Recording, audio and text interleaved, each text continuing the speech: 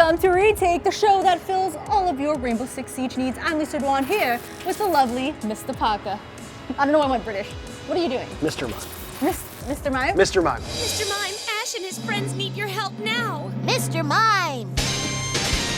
Mr. Mime! Mr. Mime! We're now a Pokemon show. We are guys. not a Pokemon show. And this is Mr. Mime. We are not a Pokemon show. I wish.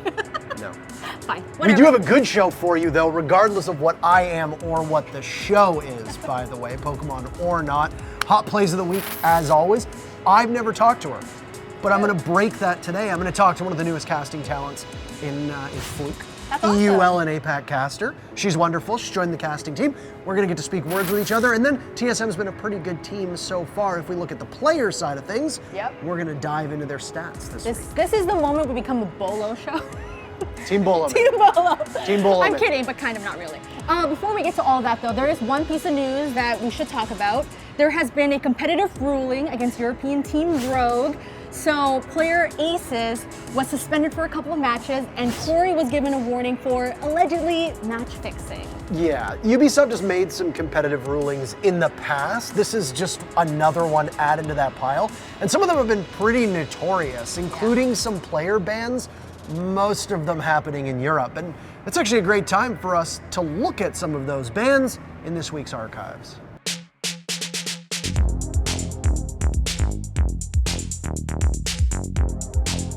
Things got wild in the European scene when Ubisoft dropped the hammer on one of EU's biggest teams. For those out of the loop, I'm talking about Rogue. Aces and Corey received punishments over a match against Team Empire. The allegations sent the community into a frenzy as Aces received the first suspension of the EU League. Before a deep dive into the Rogue drama, let's roll back the round timer and look at Siege's most notorious pro scene punishments. Where else would we start other than Shaiko? The French phenom has had quite the journey over the past 4 years. Way back in 2017, Shaiko played for the French squad B Genius in his first Pro League season. B Genius played their first and only match in Season 6 against the back-to-back champs, Penta. Shaiko's raw fragging kept the team afloat in an incredibly close loss, but it also garnered him some unwanted attention. ESL officials investigated Shaiko and B Genius afterwards for a slew of cheating accusations coming from Penta. Ultimately, Shaiko's Moss anti-cheat files showed him pressing the 4 key in patterns that made ESL suspicious. ESL believed Shaiko was using macros and suspended him for 2 years despite repeated denials from B Genius and Shaiko himself. Whether he used macros or not has been contested for years now, with Shaiko releasing a manifesto proclaiming his innocence that failed to change ESL's mind. One thing is certain, however, Shaiko was banned and then unbanned early in April 2019. Since then, the Shaiko Revenge Tour has been a sight to behold. He's been a constant statistical standout and was even named CGG's #1 player in the world last year.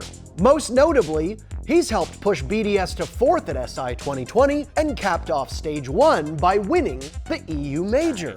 Meanwhile, it's been a year since Navi's Doki was hit with a 6-month ban for in-game toxicity. Unlike Shaiko's, this ban came from Ubisoft directly, with ESL following suit and banning him from competition until April 2020. Despite losing Doki, Navi would go on to win both EU Pro League as well as the Global Finals in Tokonami while he was banned. Navi stuck by their man for the 6-month sentence, unleashing him at the tail end of Pro League Season 11. Doki led Navi to a 7-2 smackdown against G2 with a 1.55 rating in the match. With his unban still relatively fresh, we'll have to see if Doki can make up big for lost time. Now, let's fast forward to the latest scandal to hit the top tier of Rainbow Six, this one related to match fixing of sorts. Ubisoft fined Rogue, warned Corey, and suspended Aces over messages sent relating to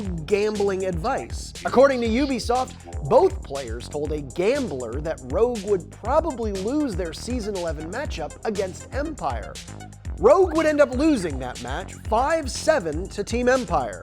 Ace's poor play made the matter look much worse for Rogue in hindsight. While both players say that the replies were not serious in nature, Ubisoft still considered it insider information sharing. Rogue kept Aces out of the GSA Finals and EU League until the ban was announced, using Husty as a stand-in for now. Aces won't be free until October 12th when Rogue plays Tempra. It will be the first match he's played in almost 2 months. While he won't have to wait as long as Doki and Shaiko did, we'll have to see how the Aces redemption arc plays out.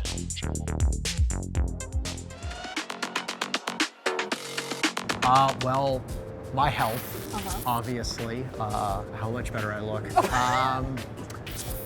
You don't need to laugh at me, that's kind of rude. I was surprised you went there, okay? My family, the fact I was not nominated for the Esports Awards. And the award goes to... Hello, darkness, my old friend. Oh my. I didn't expect Parker to bring that up or start crying on the show. I figured you would bring it up. I wasn't gonna bring it up, You brought up Parker. the fact that I didn't win on the last show. At least Canada's Best Esports Host nominee. I wanted to say I'm thankful for the show and co-hosting with Parker because it's been such a great time. You don't need to lie. And I love it so much, and it really is an honor co-hosting with a nominee for the Best Canadian Esports Host. Okay, we're done talking about it.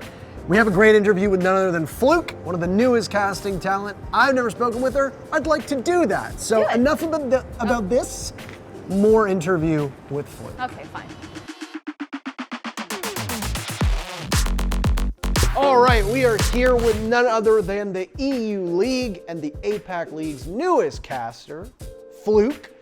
Thank you for joining us so much. 100%. Yes. Now, let's start with your entry, actually, which is a story that I don't really know all that well. Your entry to Rainbow Six, because I remember you popping up in the scene a couple years back. How did you get your start in Rainbow Six? I convinced a group of friends to put a lobby up together. I had never done any esports stuff before. I was a YouTuber and a Twitch streamer, and I kind of just tried to do things that seemed fun and interesting, and I thought the concept of me shouting over my friends who suck was going to be entertaining, and it was.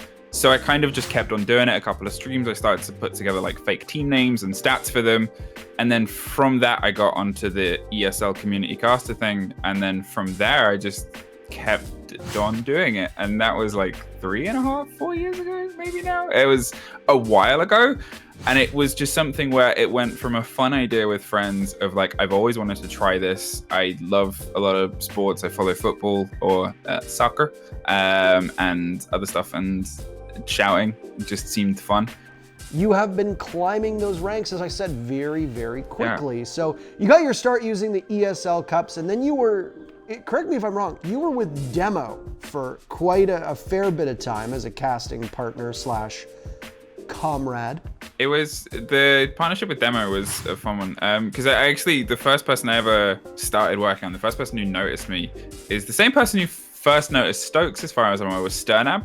And Sternab got me to do a couple of things with him and did CCS. I'm one of those CCS alumni alongside yourself, alongside Stokes and Flynn and Ace as well. And you took part in the LAN finals that were done out of the Paris studio. You were paired up with none other than another lovely lady that we had on this show, Gio. How did it come about that you got brought out to work those LAN finals? And then more importantly, how did the conversation shift to bringing you in full time? Well, I think I'm very lucky that a lot of, as I said before, casters talk, and I think we all kind of see each other's work, and the team that's there liked my work. I'd worked with a few of them across other leagues and stuff like that. So when the discussion came for that team and the discussions with Ubisoft and Face It to be like, look, we're looking at expanding the pool, or last minute, even before all of the before the major stuff, they were like, oh, well, Fluke's always up there. And obviously Ace is always up there as well. They pay a lot of attention to what gets posted on Twitter and socials and Reddit and stuff like that. So seeing all the feedback and seeing the names that came up, they were like, we were on a list pretty much. But thanks to, a good list. I hope it was a good list. And obviously Ace is now like LATAM with Jackie, who was introduced into the scene because of connections with Face It and has been, unbelievable. Like, he's brought this whole other personality and energy, and So for me in that situation, I was like, they're kind of being like, oh, you're on this list. We want to get you involved next year. I'm like, cool, great. One more Christmas in retail, and then hopefully that's the last. And then about 5 days or 6 days before the original travel day for the mini majors, when obviously COVID and the current pandemic had turned it into these closed events, like they weren't in Paris, and I got an email and it was like, hey, so we kind of need somebody for next week. Are you free? And I was like, I can try my best. And it ended up working out, and it was like a last minute thing. So I was there to kind of help, obviously, fill for the talent that otherwise couldn't be there, like Jess and Dev and Alex, and it went well. I really appreciate you taking the time to step onto our show here, and I think that you've done a wonderful job as a caster over the years. I am extremely excited to see how you continue to grow in EUL and APAC, and I think that all the success that you've had so far is very well deserved. Thank you very much for taking your time with this interview here. Thank you for having me. It's been a pleasure, and I'm going to treasure these moments because as I do transition more into a feminine role, my makeup is going to take at least 2 hours rather than the 10 minutes of just showing up.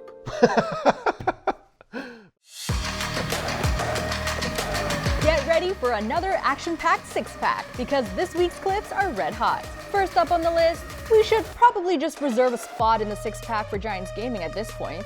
Speakeasy never disappoints when we need clips for the show, especially when he pulls off maestro plays like this. Jeez, that is such a good early pick, especially when you're thinking about the fact that Jordan might have had a C4. I didn't check before he died, and Speakeasy, well, he'll get number 2. Hello? Is anyone aware of this man all the way up in VIP? They're just feeding him. Well, if they want to walk into the Elder, it's more than happy to keep on taking. Nah. No way. Does he find Afro with that? That is how you swing around. After losing their opening death as well, Jordan, of course, was the first to die. To collect 2 kills and then a third is one hell of a way to make sure this first round starts off strong in this half. Imagine losing a round so intimately, we're going to call that intimately, and then you have to clap back like this. Now it's all up to Chloroform in a 1v3. Keeping up with APAC, Xavier's Red Sun is an absolute weapon in this next clip. Looking to claw back on the scoreboard against Scars, Red Sun pulls this huge flanking ace out of nowhere with ease. From Xavier, Scars has just been so much slower. It's like they lack this confidence that they had when that Monte was on their side. I don't even know if they have blue control at this point. Flashes spammed down the hatch. What's that flank? Hello, Red Sun, where did you come from? He's gonna take 2, and he'll run away with it. 45 seconds, and suddenly how the turns have tabled. Xavier. You mentioned how they didn't have much of a roam, and then suddenly Red Sun decided, actually, yeah, I forgot about that. I'm gonna go deal with that right now. Despite the fact that Colbro is playing on the Nomad, that was still able to happen against Scars, and that's going to be monumentally frustrating. As now only 3 of the team are remaining, and they still haven't been able to dispatch with the shield or take any HP away from any of the defenders. That's going to make it very hard, and Red Sun's going to add on to the kill count as he downs Canos. Now just the Maverick and the Nomad remain. There's another great one. Can this man not stay on site? No, he can't. Can he get it? Yes, he can. Fantastic ace from Red Sun, who seemed to be everywhere but the site, and it worked out so beautifully. Husty may be Rogue stand-in right now, but he's certainly proving he can hang with the best of EU. Up against Chaos on Cafe, he walks into the top floor like he owns the place and picks up a huge 4K. From Rogue, just 45 seconds left. Absolutely no info to be had. All they've got is that single drone from Corey, and, well, they've got to start to make and execute work, but there's still a lot of util on Chaos' side. This is going to get very difficult for them. Opening things up is Hosty as he gets the kill onto Vito. The second time he's been the first death. Leon adding on. Hosty with a second. Okay, Rogue are now just going to push in, make that a third for Hosty. He showed up so much in their last game, and he shows up in this one. A flawless round for Rogue. Says, we're not going to let you speed ahead of us too much. Their newest player doing bits in this round. Joystick closed out a dominant performance against G2 with one hell of a round. Stuck in a 1v4, Team Empire just had to Photoshop him as the one clutch man after this play. It's all up to Always and Joystick here. They trade, I believe. Yes, they do. And now it's all up to Joystick. 25 seconds left. He could deny the player, but I think there's a little bit too much pressure alive on G2 now. Yeah, it's a little bit much to do, I think, here for Joystick all by himself. And yes, I know I've criticised him a couple of times. Today's been a good day for him. That's also a pretty big one, given the fact that we're down to 10 seconds and he smokes it out as well. All he's got to do is live, but he's got 5 bullets left. Has to go for the reload. Does anyone even know where he is here? They have the diffuser back in their hands. That smoke has now been recovered away. Citizen goes down as well. Joystick, you're basically in a glorified 1v1 for a few seconds. Can he get it? No way does he get it? How on earth have they let that happen? Joystick! 3 big kills at the end, and G2 on the path to recovery cannot pick a safe spot, and Joystick crushes their dreams. Packbull's been having himself quite the rookie stage so far in the EU League with Team Secret. Thrown into a 1v3 on Theme Park, Packbull pulls off the clutch through the smoke gas to steal one away from Vitality. Time though, time. They've gone through maintenance. They followed the plan the Secret laid out for them all that time ago. Now have a very little amount of time to make anything happen. Draven fluffs it up a little bit as Goga charges through. Don't think expected him to go so aggressively into that one. The Malusi here on the throne is going to get destroyed out, so that now should mean that we can see the plan starting to go down. Another couple of kills rain through. Packbull striking back. Can he catch one more? Comes out. The plan's going down. Packbull goes big. Shotgun in hand. Goes through the smoke to the left. Finds him. Packbull on his debut on Theme Park finds a huge first round. Secret taking the first one off the back of a massive play from another golden shining MVP who's been introduced into a team this stage. We saved this clip for last because frankly, it might be clutch of the year.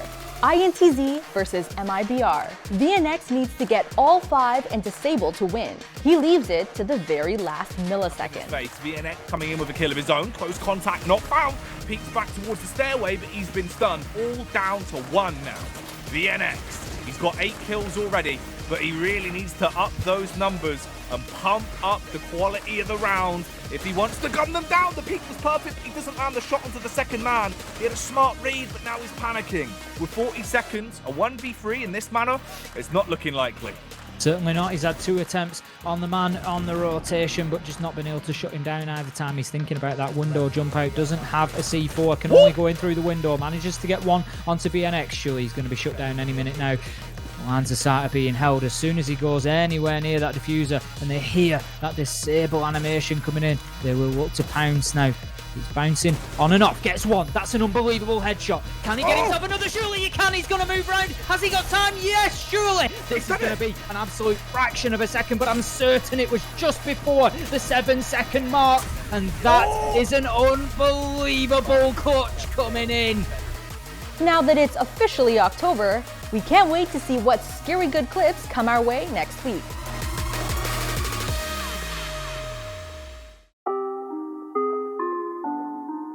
Love them or hate them, there's no doubt that TSM is one of America's best teams. After a stumble in the finals of the American Mini-Major, TSM has looked sharp in Stage 2. That success has shown in the team's stats so far, coming up with big performances to jump out ahead of the pack. Let's take a look at how TSM lit up the scoreboard in Phase 1 of the US division. TSM faced off against Disrupt Gaming and then Tempo Storm to take first place in Group B and earn a spot in the winner's circle. Disrupt put up one hell of a fight in Map 1 before ultimately getting smoked 7-1 on the second map in their opening series against TSM. Tempo, on the other hand, well, they got the paddle from TSM. Pojo's boys whooped the Storm and earned the first ever 7-0 scoreline in the US division. TSM was just as dominant on the stats sheet, which can be expected based on how one-sided their matchups have been. It's no secret the team's been criticized for being the Bolo show, with the star fragger overshadowing his teammates at times. So far, he's leading the US with a 1.42 rating and has been TSM's best overall entry fragger. That hasn't been the case so far in Stage 2 though, with most of TSM keeping the pace and pushing past Bolo in key categories. TSM make up 4 of the top 5 rated players in NA right now, with only a few decimal points separating them. Achieved has been the Cost King, with an exceptional 91% to his name. That's 8% higher than number 2 Chala, and 11% higher over Bolo, both of which are his teammates. Merc squeaked by Bolo in the kills category across the first 2 matches, but is barely behind him in the ratings category. Merc's also got the highest KPR in the league and is currently averaging 10 kills a map. Meanwhile, Chala has continued to be the consistent force TSM always needed amongst their fraggers. Chala's got a solid plus 12 for kill-death ratio, and he's snagged 2 clutches over the 4 maps TSM has played. Geometrics is the man at the bottom of the TSM stat sheet right now, but not by that wide of a margin. Sitting at just under a rating of 1, Geo's stats are pretty in line for a hard support player. However, if there's one player who can pop off on the hard breach, it's Geo, so expect him to keep holding his own on the scoreboard. While it's still very early on in the stage for TSM, this is the exact form the team needs to stay in heading towards November. Team Solo Mid can live or die by the hard carry at times, and if TSM wants to avoid another August Major Finals incident, then everyone will need to carry their own weight. As we head into the winners group stage, let's see if TSM can keep the statistical success rolling. All right, now it's time for some Six posting. If you haven't seen this before, this is where we showcase and react to some of the awesome things the community has been sharing and talking about. I'm so excited. So for the very first one, we actually have a tweet from EU legend Pengu showing off his new kicks on Twitter. Let's see it. Haha, got him. You thought it was a tweet about his shoes? Are you a sneakerhead? Are you into that thing? I guess not. Just judging by. These are nice shoes. They were like 4.5 years old. Oh, wow. Wow. That's amazing. That's great life on a pair What of are shoes. those? Like, I don't know, they're Adidas, so it's kind of like Pengu's. Ugly. Excuse? Well, it is October, which means it's also Inktober. Oh, yay. Wonderful puns at play here. And obviously, you've got some great artists in our community. I'm gonna butcher your name, and I apologize in advance, but this one is from Akayakai? No. This comes from Reddit user Akayakai. So we have this really cute drawing of Thermite, one of my favorite operators in the whole game. It looks so good. It does look great. And obviously it is Inktober. Yes, you've said that. We're gonna join in all the fun. We wanna draw something too, so let's do it. Go. No, it's not surprising now that you, no! Okay, we got our handy dandy sketchbooks, and let's show them what we got, huh? Let's show them our skills. I'll be a gentleman and I'll go first. Oh, what? Wait. What is that? Is that a unicorn? No. That's the Kickstarter logo with hearts around it and a ponytail, and then my name underneath it. Okay, anyways, ready for my drawing? Ready? Bam. It's a hot air balloon. Wait a second. Oh my god, it kind of, no! Thatcher, it wasn't smoke. It wasn't, you know, mute. You know, there's no mute there. Thatcher. 100% Thatcher. All right, guys, whatever. That's it from this episode. Be sure to follow us on all of our socials at Watch Retake. Tell us who you thought did better. All right, enjoy your week. We'll see you next one.